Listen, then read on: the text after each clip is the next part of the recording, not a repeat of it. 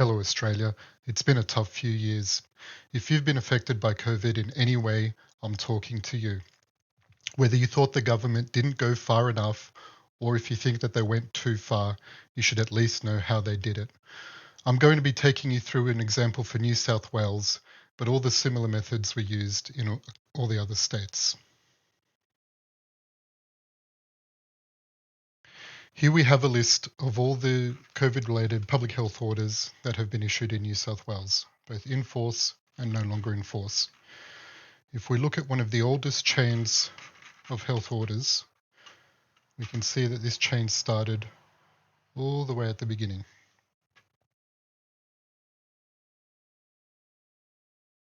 We open it up, we can see that 15th of March 2020, it was made under Section 7 of the Public Health Act 2010. So why don't we have a look at that section? Here we see in Section 7 that the Minister may take such action and may give such directions, by order, give such directions that they see necessary to deal fit with the possible consequences. So this is where all the power is derived from when we actually go looking at what these health orders say. There are some clauses here, though, that we should probably take a look at. One here is subsection 5. Unless it is revoked early, an order expires at the end of 90 days. We'll come back to that one. Another interesting one is that if there's any part of the state that's under state of emergency, that none of this can work, that nothing in Section 7 applies. And obviously in subsection 7 of Section 7, there is a right of review for these orders that are being made. Now what's interesting is that there is also a Section 8 that we never hear about. Now remember, under Section 7, orders are not meant to last more than 90 days. So from March 2020, we go up this chain. All these health orders are related to the same topic, which is why they're under the same chain. Now, when we get to the end of August in 2021, now we start going under the safety chain. Interesting naming scheme. Okay, let's have a look at safety. Safety. Let's look at the first one under safety.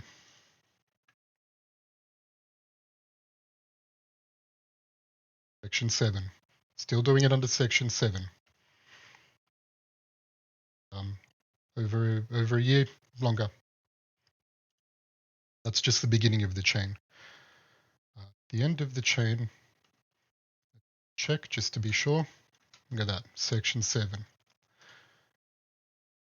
Okay, now what? General. So now let's have a look at general. Are we still going? Wow, yeah, looks like we are still going. First one in general. Section 7. Okay. Let's go all the way up to the chain. This is the top of the chain. This is in force at the time of this video. Oh dear. Section 7 again. Let's have a look at Section 8. Okay, so let's have a look at Section 8 now. So this is the power to make public health orders during a state of emergency. Interesting. This is now the Minister, with the agreement of the Minister administering the 1989 Act. That's the State Emergency Act. We'll get to that. So now the Minister can't act alone anymore. Now they can take action and give directions and orders. This time, it's not limited by 90 days. The order expires when the state of emergency ceases to exist. Interesting. It applies only after this particular act is engaged. Since all the public health orders were created under Section 7 of the Act, not Section 8, none of the Emergency Management Act plans and procedures are involved. We'll address that later. So the power that we do have under the orders of Section 7, we go back to the New South Wales Health Act and we look under Part 8 of enforcement of the Act. Now, if we go down this, we can see that we pretty much only have the authority to ask questions politely. And if we don't want to do that, there isn't really a consequence unless we are told that it is an offence not to answer the questions politely. Okay, interesting. Doesn't really match what we saw. Proceedings for offences. Why don't we have a look at this one here? The maximum monetary penalty for an offence under this provision, remember we're staying in Section 7, which means we stay under this Act, 100 penalty units at most. It can be lower depending on what the offence is. Does that match what we experienced? So as we can see in Section 8, this section is applicable to parts of the state for which an emergency exists under this Act here.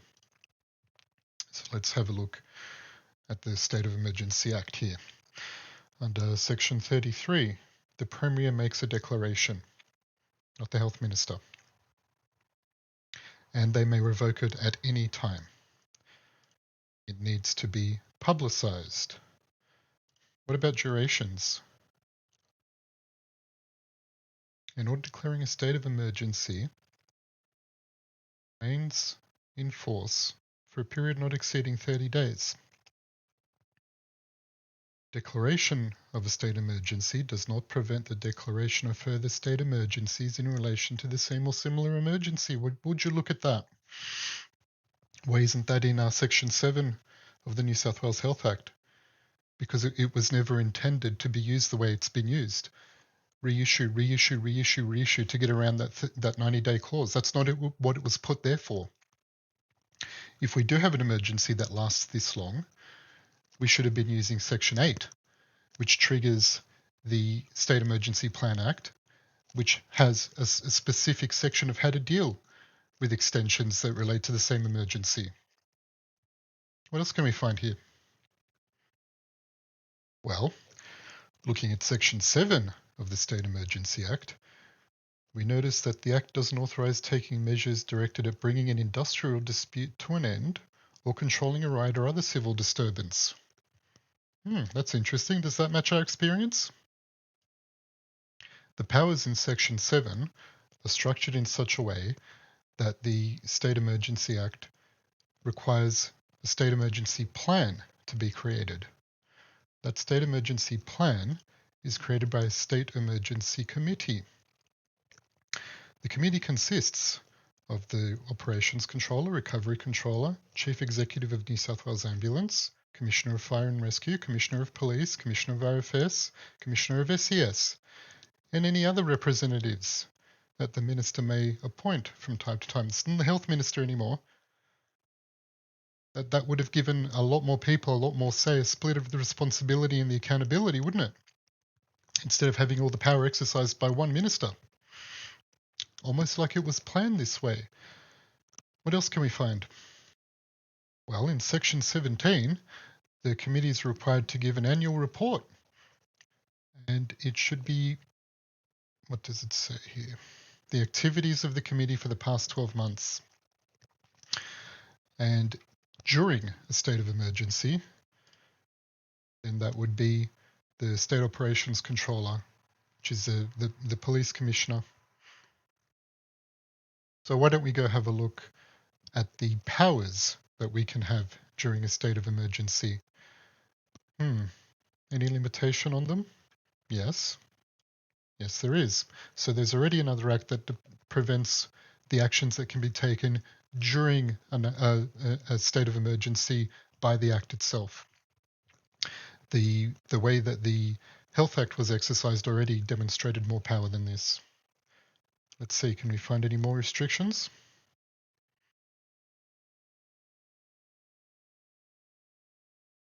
How about care to be taken? Is that what we experienced in the exercise of a function? Care must be taken. Private businesses, is that what you experienced? Use of force? Lots of conditions on how to use force. Was that in the Health Act? limitations. What limitations do we have here? Even these powers in the Emergency Act can only be used where a state of emergency exists. Well, what else can we find here in the State Emergency Act under Section 62A? Certain damage to be covered by insurance. Any damage to property caused by the exercise in good faith of the functions under the Act needs to be declared under insurance. Is that the experience that you had, private businesses? This is an interesting one. Section 63 specifically defines that this Act does not override the operation of other acts. That's not in the Health Act. How about Section 66? Proceedings for offences against this Act are to be dealt with summarily before the local court. Is that your experience, New South Wales? All of our institutions have failed us, but now you can do something about it. With the federal election upon us, I've created an alliance of freedom candidates who all pledge that if elected, they will vote no to every question, including forming government, including voting for Speaker, including voting for the orders, until the states remove all their coercive mandates. The only exemption to the No to All pledge is a federal Bill of Rights, with the teeth to remove the coercive mandates from the states for them, ensuring they cannot be repeated. I already have freedom candidates across many minor parties that have agreed to join this alliance. I've gone through every lower house candidate across the country and identified over 450 candidates that would be compatible with this pledge. Voters can put this pledge into action by ensuring that they vote for all freedom candidates on their ballot, ensuring to put the majors last.